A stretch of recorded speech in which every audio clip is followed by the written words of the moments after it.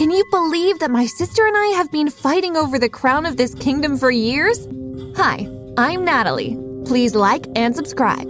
My twin sister Valerie and I grew up in a huge castle by a silent river. My about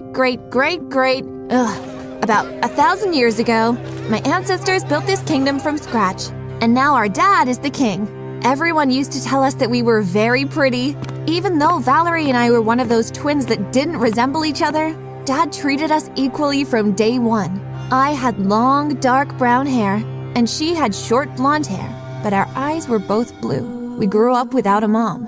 She went to heaven 2 years after our birth. I was very little, but I remember Dad crying for nights and nights. One day, when we were 10 years old, Dad came home with 2 big chests full of gold. They both contained the same amount of gold. Here, my little rabbits. These are for you, for when you grow up to invest them in your dreams. There is 100 kilograms of pure gold from the mountains where we are coming from for each of you. It was so shiny and beautiful. Not for Valerie, apparently, because she started complaining. Why should Natalie take the same amount as me? Because you are both sisters and twins. You deserve to be equal. We are not equal. I am more beautiful and smarter than her. You two should stick together. There will come a day when you will have to join forces and stick together instead of being divided. If our enemies find out that you two don't get along, it will be very easy for them to take the castle from your hands. Got it, Dad. Got it, Dad.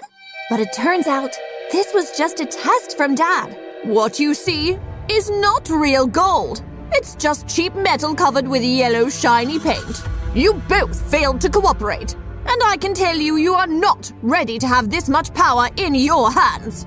See? You ruined it! Just because you can't accept the truth! Now I have no gold because you can't keep your mouth shut! Me? You ruined it! She stared at me in anger for a few seconds, then suddenly jumped at me, pulling my hair. It was a big fight. Years passed, and Valerie and I grew even more distant. Once, when we were 15, a crazy winter was going on. Outside, there was a snowstorm and everything was frozen. Because of that, even we, the royal family, were short on food because all the animals had gone to warmer areas and all the vegetables were buried under snow at the moment. One night, Dad, Valerie, and I were seated at the dinner table, waiting for the butlers to serve us food. But when the servant came, he only brought 2 baked potatoes. I was shocked. Is this a joke? You're fired! Valerie, sweetheart, it's not his fault. That's all that's left. I shared every last piece of food with everyone in the kingdom. Why would you do that? They are poor creatures. We are rich, and we are the royal family. We deserve all of it. You don't even deserve those 2 potatoes. You shut up! You're not eating.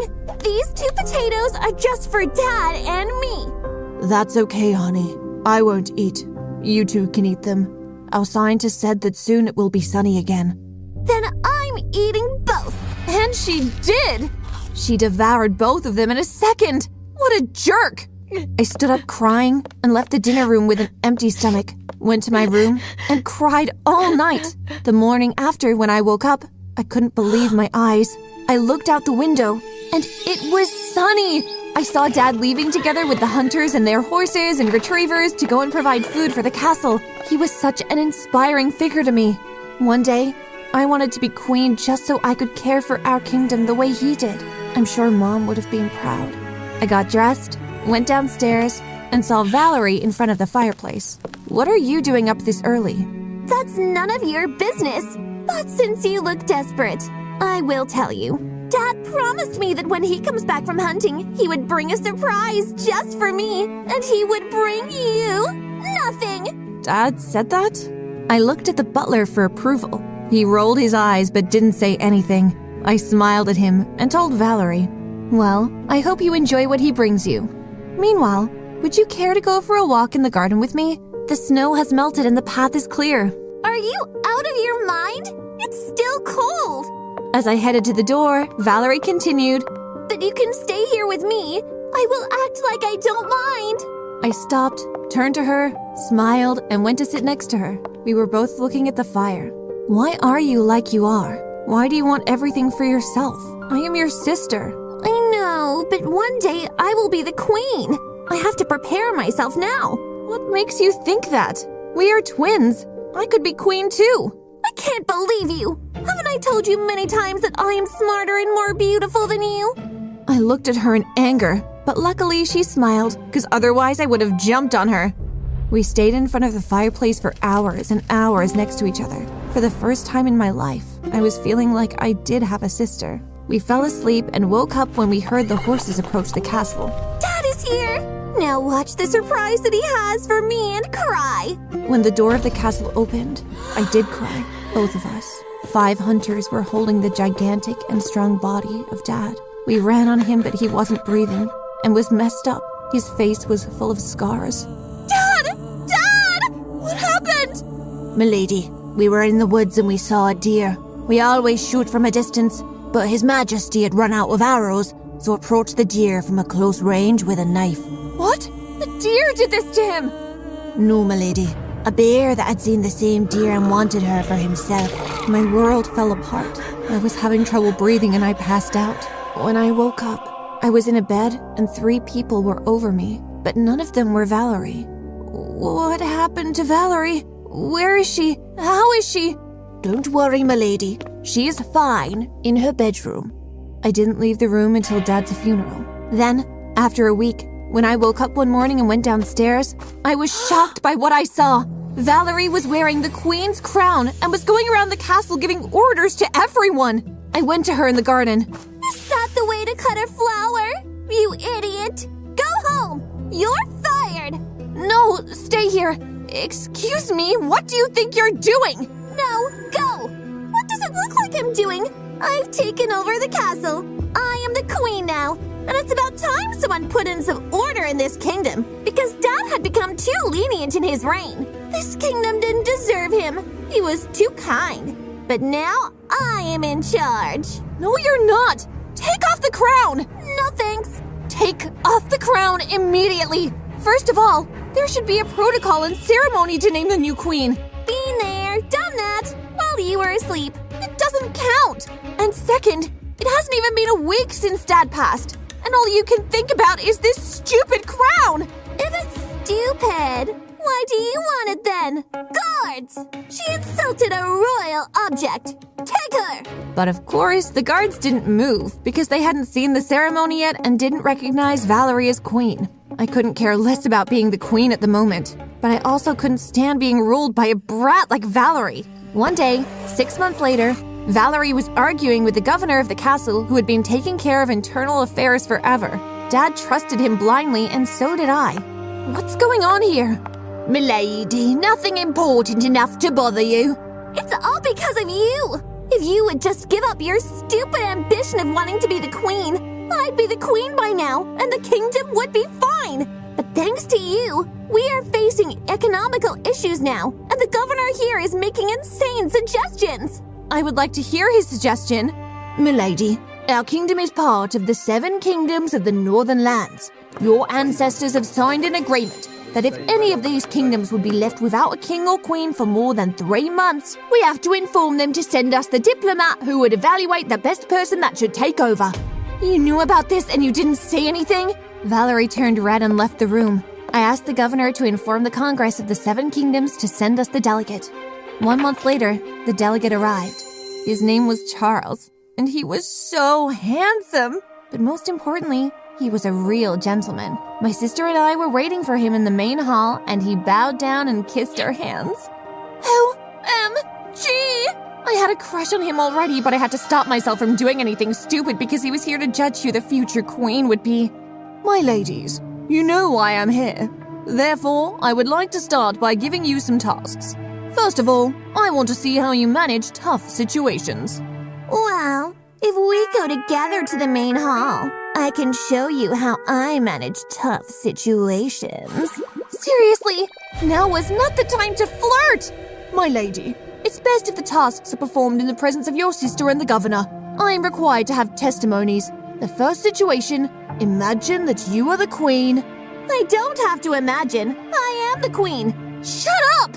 Charles looked at me in a very weird way and I just realized I'd done a stupid thing. Okay, I think I have the answer to how you manage things. No, please! That's okay, my lady. There are 2 more tasks. What would you do to maintain internal relationships with other kingdoms and avoid wars? Avoid wars? That's ridiculous. Why would we avoid wars? We are the strongest kingdom in the world, and we can win over anyone and anything. Okay, I think I got this answer as well. I started to stress out. What if Valerie won the last task? That would be a disaster. Last question before I conclude. What would you do if the people were experiencing food shortages? No one of us answered straight away, but I knew exactly what the answer was. I would go myself to hunt and provide food for our people until my last breath, just like my father did. Valerie was still thinking. What was there to think about? The answer was obvious, or at least for me, because she surprised me.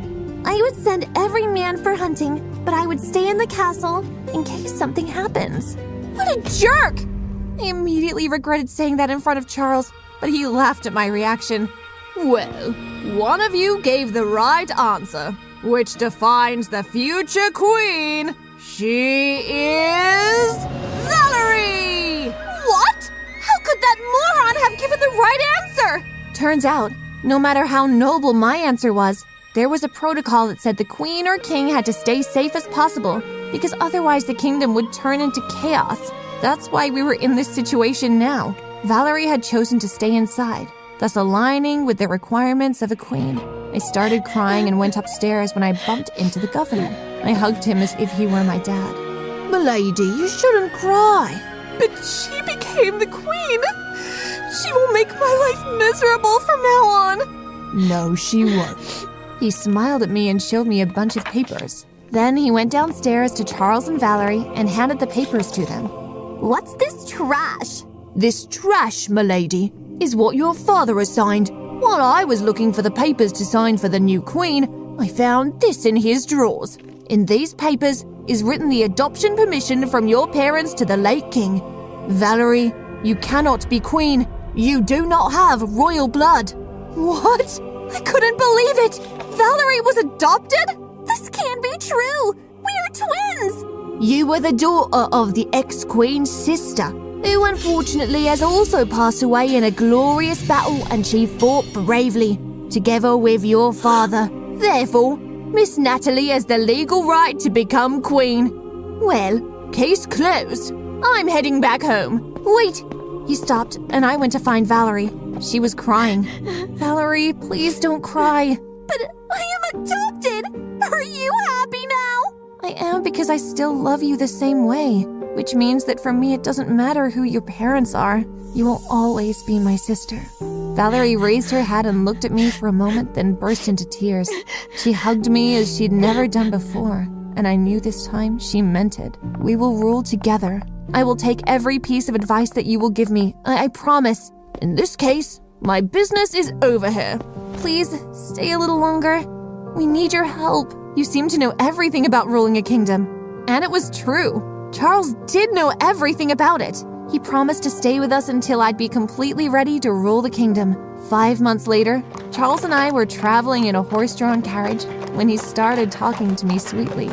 My lady, no matter how inappropriate this might seem, I cannot keep for myself anymore the fact that I am in love with you. He was so cute. His eyes were shining when he said that. I couldn't say a word at that moment. Stop the carriage! Are you going to leave me here? I smiled and asked him to come out of the carriage with me. When we went out, the most beautiful scenery opened in front of us. We were riding along a massive canyon and it was almost sunset. Everything was beautiful and perfect. I missed Dad for a moment, but I believe Charles was sent to me from Dad to protect me, to take care of me, just like Dad used to. I turned to Charles and hugged him. Then I looked at him right in his beautiful eyes. I love you too. We kissed for the first time, and it was magical, was magical, was magical, was magical, was magical.